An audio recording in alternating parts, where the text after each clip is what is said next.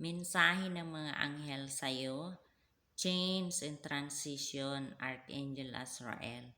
Thank you, Azrael, for leading me safely through this change. And unconditional love, the Divine Mother. Thank you, Divine Mother, for helping me to give and receive the love I deserve. Sinasabi ng iyong mga anghel na tagapag-alaga na huwag mo nang balikan yung mga old habits and old beliefs na ginagawa mo dati. I-let go mo na yung mga yun kasi hindi na yun nakakatulong sa'yo.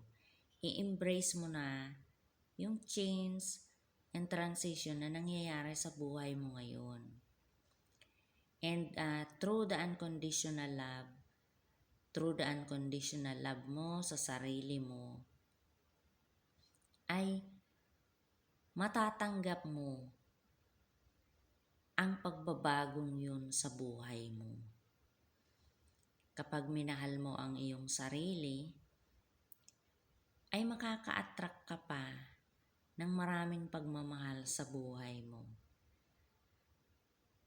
And through this unconditional love, you can become a loving person in this world.